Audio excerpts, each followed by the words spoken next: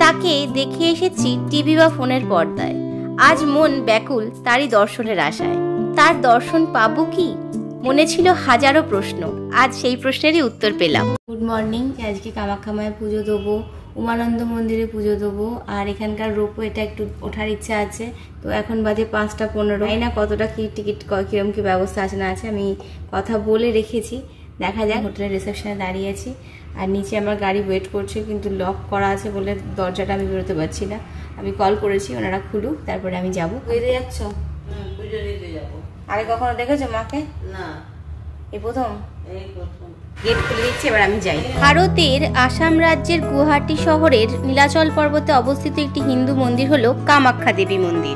এই পাহাড়টা দিয়ে আমরা যাব, ওখানেই মায়ের মন্দির আছে। এই হচ্ছে সেই নীল পর্বত বা নীলাচল পর্বত, এই হচ্ছে মায়ের গেট। এই মন্দির 51 শক্তিপীঠের অন্যতম। এখানে দেবী সতীর যোনি পতিত হয়েছিল, তাই কামাখ্যাকে রক্তক্ষরা বা উর্বরতা দেবী হিসাবে আখ্যা দেওয়া হয়। এই মন্দির তন্ত্র সাধকদের কাছে অত্যন্ত পবিত্র এবং প্রাচীন এক তীর্থক্ষেত্র স্বরূপ। মন্দিরের সামনে দোকান রয়েছে, আগেও অনেক দোকান আছে। নেমে গেছি, এবার এদিক দিয়ে আগে যেতে হবে। অন্ন সেবা ক্ষেত্র দেখুন, ফ্রি প্রসাদ পাওয়া যায়। আমি ডালা নিয়ে নিয়েছি, এই দেখুন আমার ডালাতে ওনারাই সাজিয়ে দিয়েছেন সুন্দর করে, নারকোল, প্রদীপ, ফুল সব দিয়ে। এটা হলো কত দাদাটা? 220 টাকা। এই যে আমার ডালা রেডি। মায়ের প্রথম সিঁড়িতে আমরা উঠলাম, জয় মা।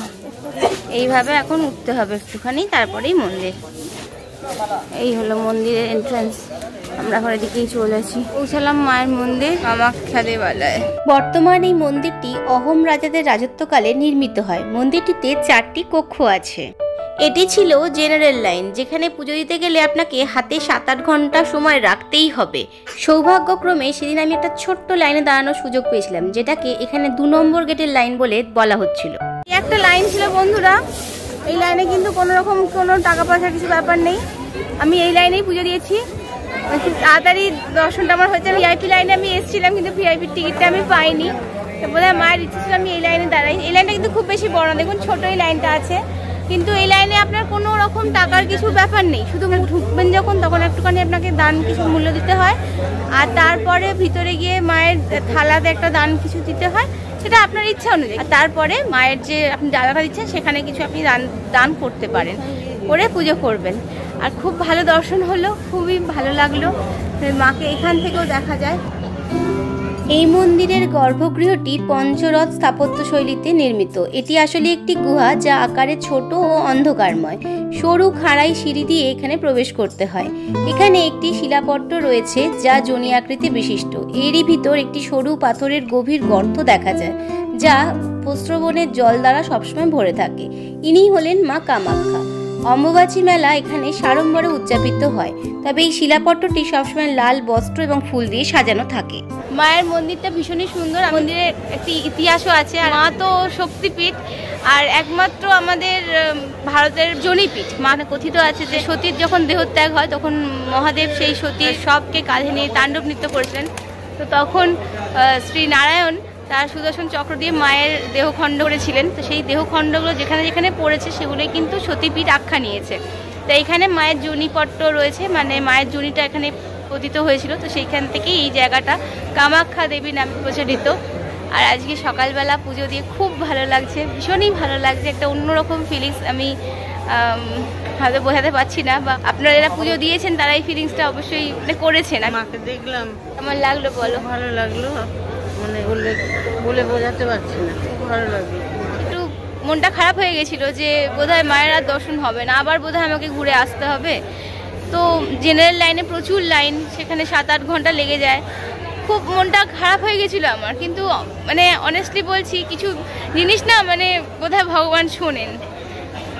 তো মানে আজকে এটাই হলো যে কিছু সময়, মানে ঘন্টা 2-1-এর মধ্যে জাস্ট দরজাটা খোলার অপেক্ষা। আর দর্শন, যে এখানে তো আপনারা কোনো মূর্তি দেখতে পাবেন না, কেন শিলাপট্টের ওপরে ফুল দিয়ে সুন্দর করে সাজানো আছে, কিন্তু যে জিনিসটা সুন্দর করে সাজানো আছে মায়ের, মা বলে যাকে আমরা বলছি মা, সেই মাকে যেটুকু দেখতে পেলাম, মন ভরে, যাকে দেখা বলে না বন্ধুরা, সেই মন ভরে। মানে একবার দর্শন চেয়েছিলাম, মা কৃপা করে 5 বার দর্শন করে দিয়েছে। এক্সপিরিয়েন্সটা সত্যি খুব সুন্দর ছিল, আপনাদের সঙ্গে শেয়ার করলাম। এই মন্দিরে বলি প্রথা প্রচলিত আছে এবং তার সঙ্গে পায়রা ওড়ানোর প্রথাও কিন্তু এখানে সমানভাবে প্রচলিত। কারণ দেখেছিলাম প্রচুর পায়রা নিয়ে বসে আছে, যেখানে ব্রাহ্মণরা পুজো করে কিছু মন্ত্রাদির দ্বারা সেই পায়রাগুলোকে আবার কিন্তু ছেড়ে দেওয়া হচ্ছে, যেটা বেশ ভালো লেগেছিল। এইখানে সব মন্দিরেই কিন্তু বলিটা প্রচলিত আছে। প্রদীপ এবং ধূপ জ্বালানোর জন্য এখানে আলাদা জায়গা রয়েছে, তবে সেদিন ব্রাহ্মণ নিজেই আমার হাত থেকে প্রদীপটি নিয়ে মায়ের কাছে জেলে দিয়েছিলেন। বোধহয় মায়ের সেরকমই কিছু ইচ্ছা ছিল, তাই নারকোলটা আমি এখানে ভেঙে মায়ের উদ্দেশ্যে একটা প্রণাম জানিয়েছিলাম আর অনেক কৃতজ্ঞতা জানিয়েছিলাম আমাকে এই আশীর্বাদ দেওয়ার জন্য। এখানে ছিল নটরাজ্জির মূর্তি, খুব সুন্দর মূর্তিটি। মায়ের মন্দির গাত্রেও বিভিন্ন দেবদেবীর মূর্তি কিন্তু খোদাই করা রয়েছে, যা আপনারা আসলে সহজেই দেখতে পাবেন। আর এছাড়া এই স্থানে কিন্তু অনেক মন্দিরও রয়েছে। পূজা দেওয়ার পরও কিছুটা সময় আমরা এই মন্দিরে কাটিয়েছিলাম, খুব ভালো লেগেছিল। এবার আমরা মন্দির থেকে বেরিয়ে যাবো। বলা হয় যে কামাখ্যা মন্দির দর্শন করলে, উমানন্দ মন্দির দর্শন না করলে কিন্তু সেই যাত্রা সম্পূর্ণ হয় না। মা এত ভালো দর্শন দিয়েছে, এবার বাবার জন্য অপেক্ষা। বাবাকে দর্শন না করলে তো এমনি সম্পূর্ণ হয় না। মন্দিরের পাশে কিন্তু এরকম প্রচুর দোকান আছে, ডালা কিনবেন প্রচুর রয়েছে। আর সামনে এরকম মন্দিরও রয়েছে, দেখুন।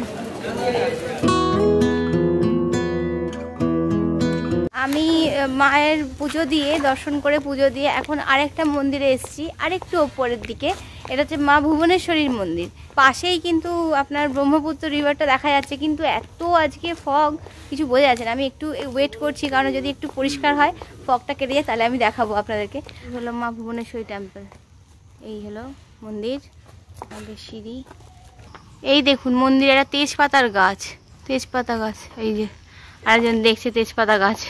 নীলাচল পাহাড়ে অবস্থিত আরেকটি হিন্দু মন্দির হলো মা ভুবনেশ্বরী মন্দির, যা মা ভুবনেশ্বরীকে উৎসর্গীকৃত করা। মা ভুবনেশ্বরী হলেন দুর্গারই অপর রূপ। এখানেও অম্বুবাচী মেলা ব্যাপকভাবে পালিত হয়। এই মন্দিরের শান্ত স্নিগ্ধ পরিবেশ ও মন্দিরের প্রাঙ্গণ থেকে ব্রহ্মপুত্র নদী সহ পুরো শহরের দৃশ্য অত্যন্ত মনোমুগ্ধকর। এই মন্দির সকাল 5:30 থেকে রাত 8টা পর্যন্ত খোলা থাকে।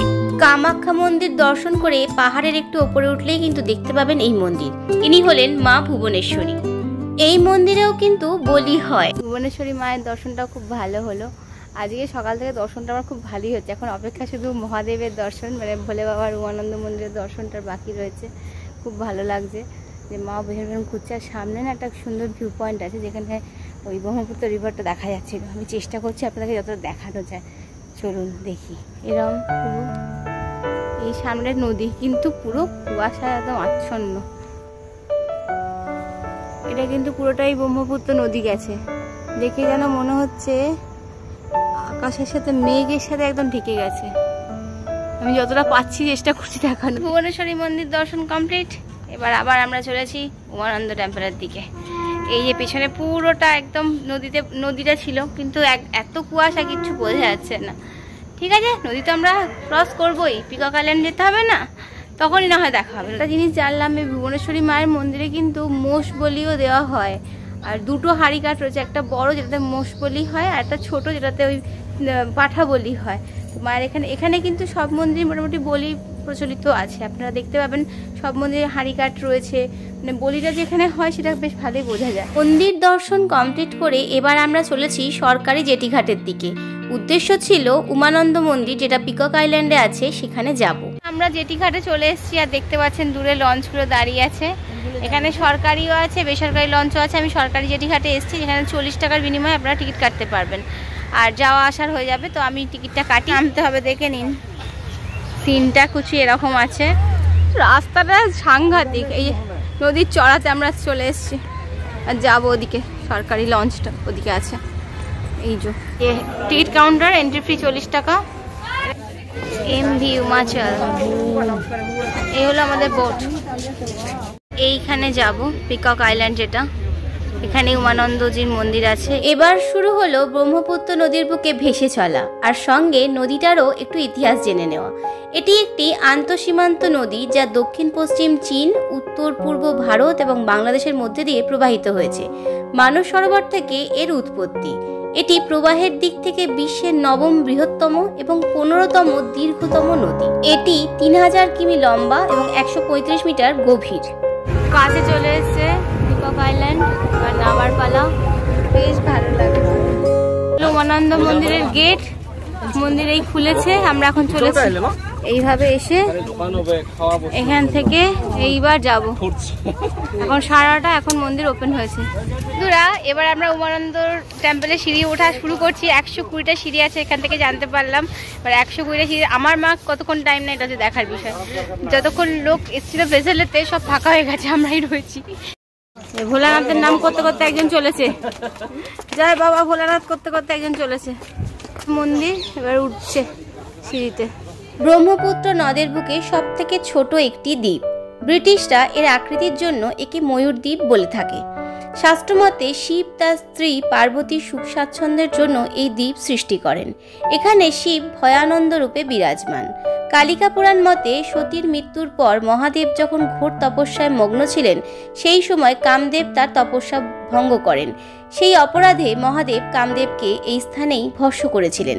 তাই এই থেকে এই স্থানের নাম হয় ভস্মাঞ্চল বা ছাইয়ের পাহাড়। এখানে গণেশ, শিব, পার্বতী, বিষ্ণু সহ অন্যান্য দেবদেবীর মূর্তিও আছে। এখানে মহাশিবরাত্রি বহু সাড়ম্বরে পালিত হয়। কারটা যাচ্ছে ব্রহ্মপুত্র রিভারের ওপর দিয়ে, আমরাও যাব একটু পরে। এখানে উমানন্দ মন্দিরে আরো অনেক মন্দির আছে, দেখুন মহাকাল মন্দির। এখানে আছে বৈদ্যনাথ মন্দির, বৈদ্যনাথ মন্দির পুজো করছে।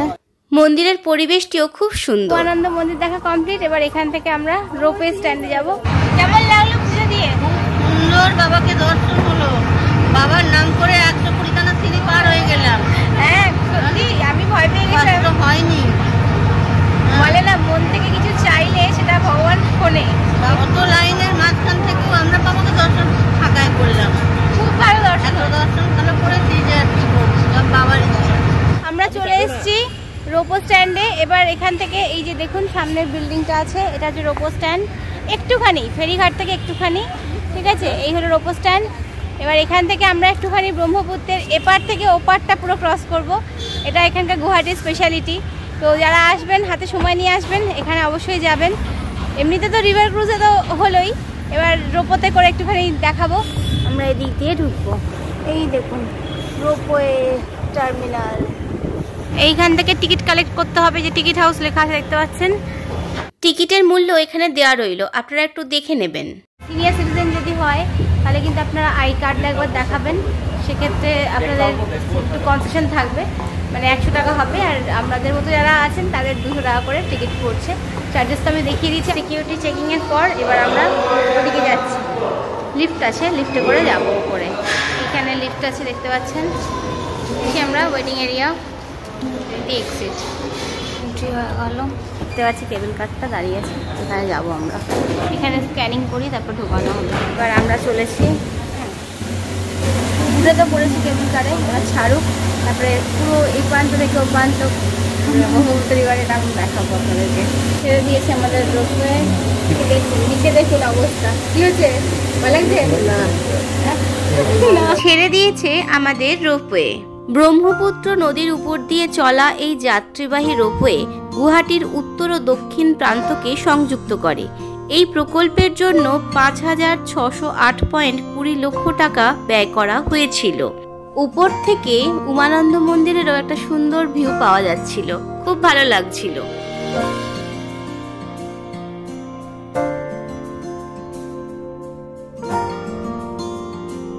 নেমে গেলাম। যারা আপনারা রিটার্ন করবেন তাদের জন্য 2 ঘন্টা টাইম আছে এই ওপরতে রিটার্ন করার জন্য। পথে নদীর এক্সপিরিয়েন্সটা নেওয়ার জন্য ভীষণ এক্সাইটেড ছিলাম, সেই জন্য উঠলাম। আমি এখানে একটু ওয়েটিং এরিয়াতে যাচ্ছি, গিয়ে আমি ওখান থেকে টিকিটটা স্ক্যান করিয়ে আবার এর ওপরই ব্যাক করবো। আমি এদিকে কোথাও যাচ্ছি না। আপনারা যদি কোথাও যেতে চান, এখানেও অনেক দেখার জিনিস আছে, আপনারা আসতে পারেন। দেখতে পাচ্ছেন এটা ওয়েটিং এরিয়া আছে, এদিকে আবার বাইরে যাওয়া যাচ্ছে। তো এই ছিল ব্যাপার, দেখিয়ে দিলাম আপনাদেরকে পুরো রোপওয়ের বিষয়টা। এখানেই আমাদের আজকের গুয়াহাটি ট্রিপ শেষ হচ্ছে। পরবর্তী পর্বে একদিনের শিলং ভ্রমণের সমস্ত বৃত্তান্ত নিয়ে আসছি। আমি যার সঙ্গে ট্যুরটা করেছিলাম সেই পুরো ট্যুরের ডেসক্রিপশনে নাম্বার এবং নাম দিয়ে দেবো, আপনারা যারা আসবেন যোগাযোগ করে নিতে পারেন। আপনারা যদি মনে করেন এখান থেকে আরও কোনো ট্যুর করতে চান, মানে মেঘালয় ট্যুর ছাড়াও অরুণাচলের ট্যুর হয়, নাগাল্যান্ডের ট্যুর হয়, উনি কিন্তু সেগুলো যোগাযোগ করলে উনি কিন্তু আইটিনারি সহ আপনাদেরকে জানিয়ে দেবেন। তো আমি ওনার নাম অতুল, আমি ওনার নাম এবং ফোন নাম্বার ডেসক্রিপশনে দিয়ে দেবো, আপনারা কিন্তু দেখে নেবেন। তাহলে এখানেই রাখছি, টাটা।